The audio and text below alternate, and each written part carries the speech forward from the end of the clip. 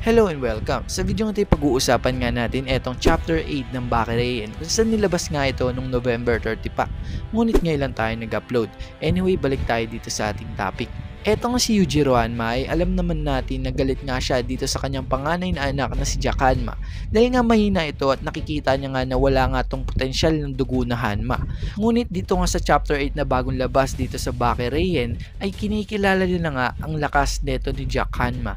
At bago tayo magpatuloy ay pindutin mo muna ang follow o subscribe sa ating YouTube channel at ating page. Anyway, balik tayo sa ating topic. Nagsimula nga ang chapter na to na may pamagat na father and son kung saan ang tinutukoy nga dito sa ating title etong si Yujiro at etong si Jack Hanma. Naglalakad nga sila sa daan ngunit etong si Jack Hanma ay nakikita nga natin na parang nagpapakiramdaman lang sila ng kanyang ama na si Yujiro Hanma. At habang naglalakad nga sila ay pinagtitinginan nga sila ng mga tao dahil na nga rin sa kanilang mga dating o aura. Dahil nga kitang kita naman talaga kung gaano kalakas ang dalawang karakter na to. Kumbaga agaw atensyon talaga sila sa mga taong nakakasalubong nila dahil kakaiba naman talaga ang kanilang mga pangangatawan. Lalo na itong si Jack Hanma kung saan may height nga itong 8-footer. So akalain mo yun paano pag may nakasalubong o ganun.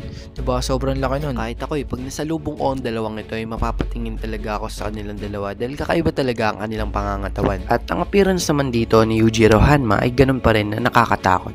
Ngunit ang appearance nga dito o ang tingin sa kanya ng mga tao ay galit na leon. At habang naglalakad nga silang dalawa at nagpapakiramdaman ay eto nga si Jack Hanma ay nagsalita na. Kung saan pinagmalaki niya nga dito sa kanyang ama ang kanyang mga naabot na katulad nilang ng paglakas nga ng kanyang pangangatawan o paglaki nito at ang kanyang mga abilidad sa pakikipaglaban. Alam naman natin na etong si Yujiro Hanma ay alam niyang mahina ang pangangatawan neto ni Jack. Ngunit ngayon nga ay pinagmalaki nga neto ni Jack kung saan lumaki nga daw ito. Sabay sabi nga dito ni Yujiro kay Jack na nahuli man o hindi ang paglaki ng iyong pangangatawan ay sasabihin ko sa iyo kung paano hawakan ng iyong sarili. So may sasabihin talaga etong si Yujiro Hanma dito sa kanyang anak na si Jack Hanma. Sabay habol nga neto ni Yujiro Hanma na hindi nga daw to perfecto. Pero nandyan ka na.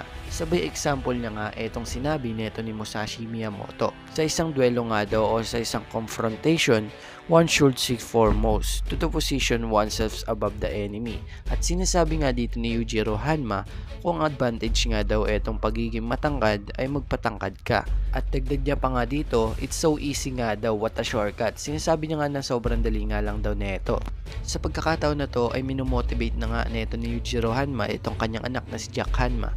At eto namang si Jack Hanma ay gulat na gulat nga sa mga sinasabi ng kanyang ama. At napaisip nga etong si Jack Hanma at sabay sabi niya nga dito na ayaw mo ba neto? At sabi nga dito ni Yujiro Hanma na I can't bring myself to. So parang sinasabi niya nga dito kay Jack Hanma na i-hold yung self ay di niya nga kaya.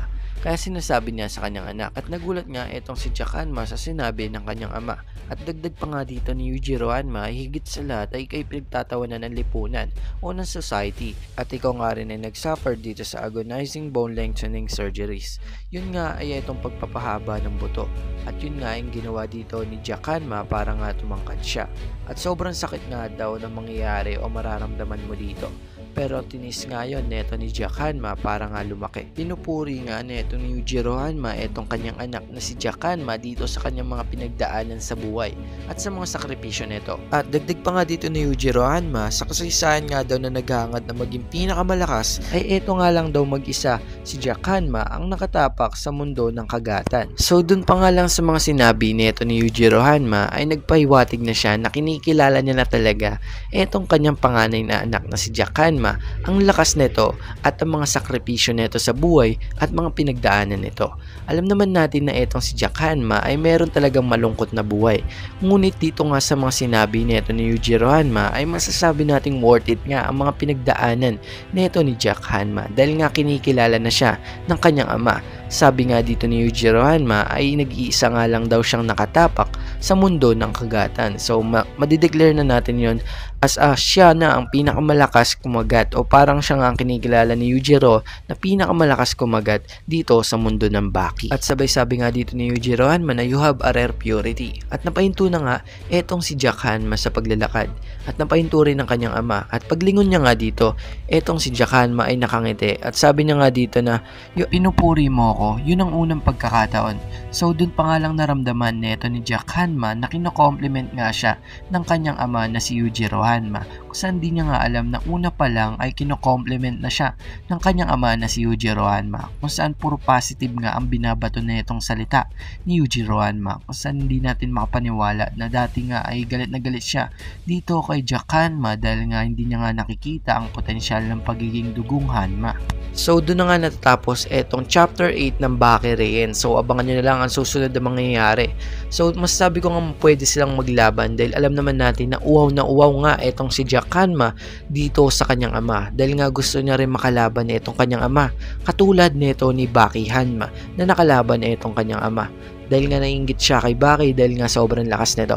Pero nga dito nga sa time na to ay masasabi kong pwede na siyang pumalag dito sa kanyang ama na si Yujiro Hanma. So ano nga ba ang mga nasa isip nyo? So lagay nyo yan sa ating comment section, babasahin natin yan. At bago tayo magtapos ay shoutout pala muna sa kanila. Maraming salamat sa pagsuporta sa ating YouTube channel at sa pag-comment sa ating video. So hanggang dito na nga lang, maraming salamat sa panonood. Peace out.